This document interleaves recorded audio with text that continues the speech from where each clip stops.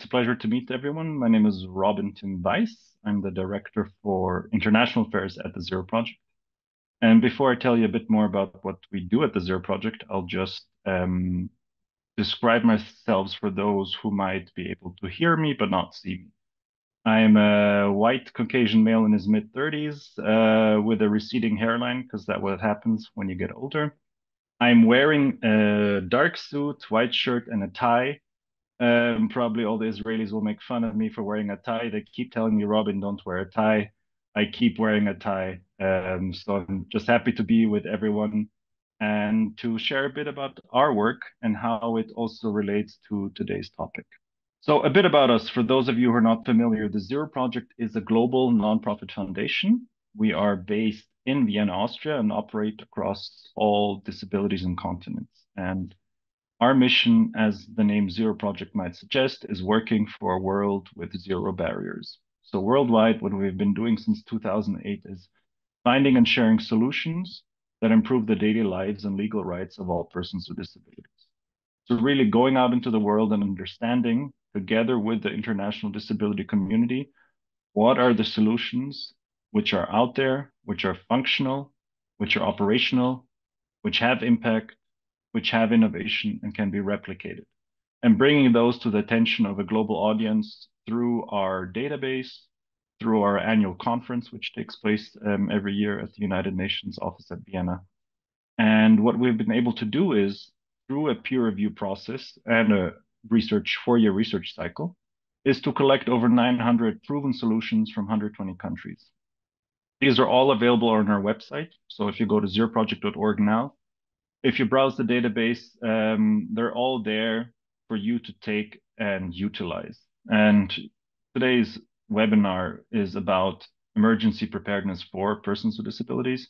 So I'd just like to take very brief time to outline some of the former Zero Project awardees. So these are peer-reviewed solutions, peer-reviewed by our network, which can be taken and used in your cities and municipalities today. So these are things from video emergency lines for the hearing impaired, which were developed in Jordan by the Higher Council of Affairs of Persons with Disabilities. These are rollout of guidelines on how to treat patients with disabilities in pandemic times, developed by none other than our host for today, Access Israel.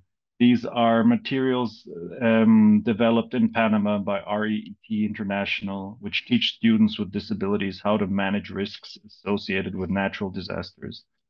These are also early childhood interventions programs, which were set up on the go during wartime in Ukraine by UNICEF and ESPD, which were able to help over 12,000 Ukrainian refugees with early childhood intervention services. And this goes all the way to education, setting up minimum standards for education in emergencies, developed by INEA, and also developing disability inclusive handbook for disaster preparedness in Taiwan.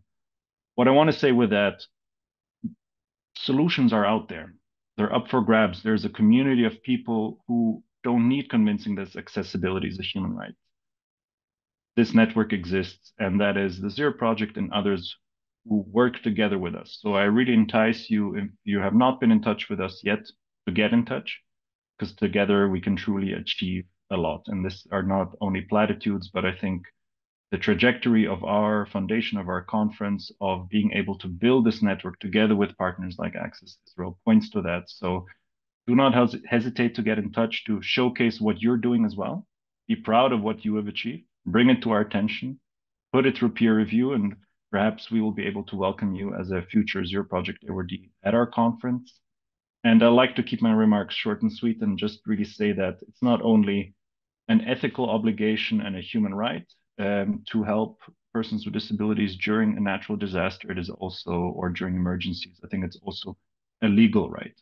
And, you know, if you look at lawsuits and court cases in the United States after Tropical Storm Irene in 2011, where New York City was in front of court,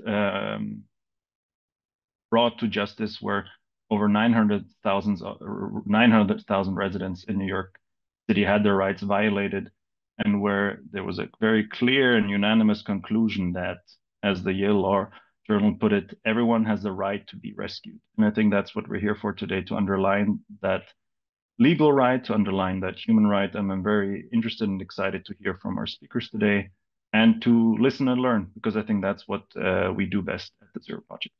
Thank you very much.